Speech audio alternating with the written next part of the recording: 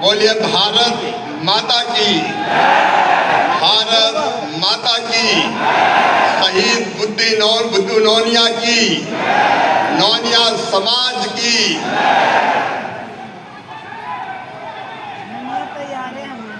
मंच पर विराजमान आज के इस कार्यक्रम की अध्यक्ष और इस कार्यक्रम की संयोजक भी, जिन्होंने पूरे बिहार में घूम घूम के समाज में नई जागृति लाने का काम किया है, हमारी दीदी आदरणीय रेणु जी। ताली बजाकर रेणु देवी जी का स्वागत कीजिए, अभिनंदन कीजिए। नारी तू नारायणी। रेणु जी आपने कमाल किया, लगातार बिहार में घूम घूम के समाज में जागरण का काम किया है। मैं आपको बधाई भी देता हूं, धन्यवाद भी देता हूं।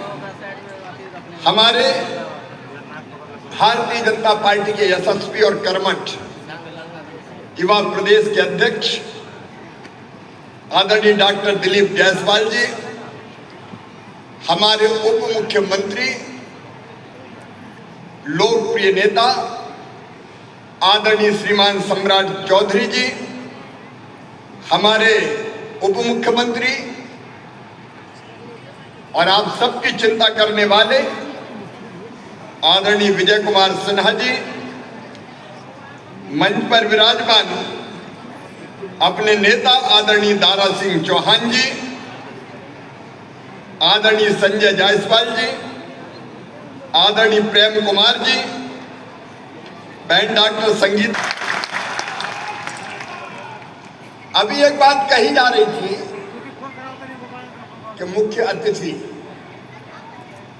देखो भाई, हम इस बात का खंडन कर रहे हैं, हम मुख्य अतिथि नहीं है, क्योंकि अतिथि का मतलब तो मेहमान होता है। अरे मैं मेहमान नहीं हूं, मैं भी आपके समाज का, आपके परिवार का सदस्य हूं। ये अतिथि अतिथि कहने से तो दिलीप जी दूरी बढ़ जाती है, लेकिन अपने रिश्ते तो दिलों के रिश्ते हैं, स्नेह के रिश्ते हैं, प्रेम के रिश्ते हैं और मामा के रिश्ते हैं भांजे। ये परिवार के रिश्ते हैं और इसलिए मैं उपस्थित पूरी समाज गंगा को दोनों हाथ जोड़ के और शीश झुका के प्रणाम करता हूं।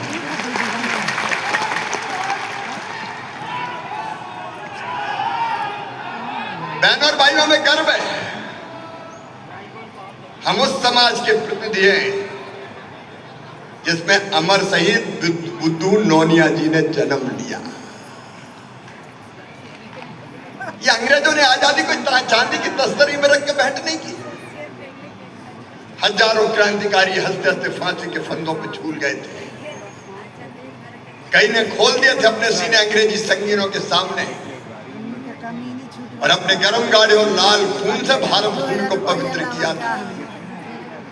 कई ने अपनी पूरी जिंदगी और जवानी अंडमान और निकोबार के जेलों में गोलू और चक्की पीसते हुए गुजार दी थी। और जब फांसी के फंदों पे झूलने जाते थे, डर से उनके पैर नहीं कांपा करते थे, उनका कलेजा नहीं हिला करता था, उनके एक हाथ में गीता होती थी, उनके मुंह से भारत माता की जय के उद्घोष निकलते थे, उनके हृदय में दृढ़ संकल्प होता था। वो भगवान से प्रार्थना करते थे कि भगवान, मरने के बाद हम फिर से जन्म लें, इसी भारत भूमि पे जन्म लें और तब तक पैदा होते रहे और मरते रहे जब तक ये देश स्वतंत्र ना हो जाए, ये देश आजाद ना हो जाए। सब कुछ न्यौछावर किया उन्होंने और मुझे गर्व है नौनिया समाज पर, इस चौहान समाज पर। एक तरफ सन्यासी विद्रोह प्रारंभ हुआ 1770 के आसपास। दो ही विद्रोह प्रसिद्ध है इतिहास में, एक सन्यासी विद्रोह और दूसरा नौनिया विद्रोह। हम आर्थिक रूप से गरीब हो सकते हैं, लेकिन देश की आन बान और शान का जब मौका आता है तो ये नौनिया समाज जान की बाजी लगा देता है। इसलिए नौनिया विद्रोह अंग्रेजों को खदेड़ने के लिए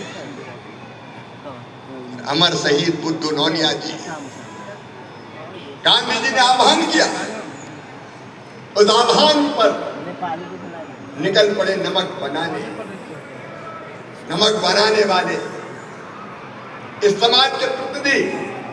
और नमक से सोरा भी बनता था, जिससे बारूद बनती थी, उस पर कब्जा कर लिया था अंग्रेजों ने और ये विद्रोह प्रारंभ हुआ था। जब उन्होंने नमक सत्याग्रह किया, नमक बनाया और बना के बांट रहे थे, तभी धोखे से उनको गिरफ्तार करके खोलते हुए कड़ाहों में जिसमें नमक बनता था उनको डाल दिया गया। लेकिन खोलते कड़ाह में भी बुद्धू नौनिया ने चीत्कार नहीं किया, उनके मुंह से तब भी निकल रहा था भारत माता की जय, वंदे मातरम। मैं सम्राट जी आपको, विजय जी आपको, बिहार की सरकार को हृदय से धन्यवाद देता हूं।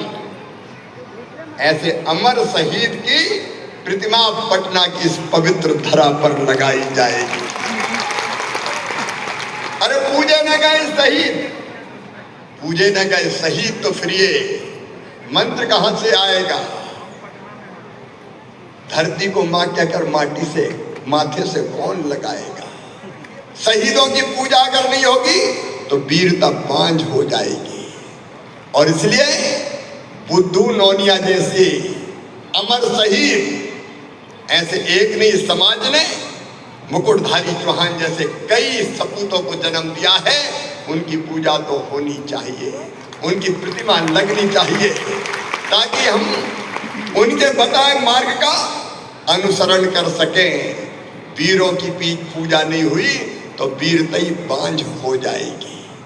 मित्रों, आज मैं आया हूं तो धन्यवाद देता हूं दिलीप जी आपको, रेणु बहन आपको।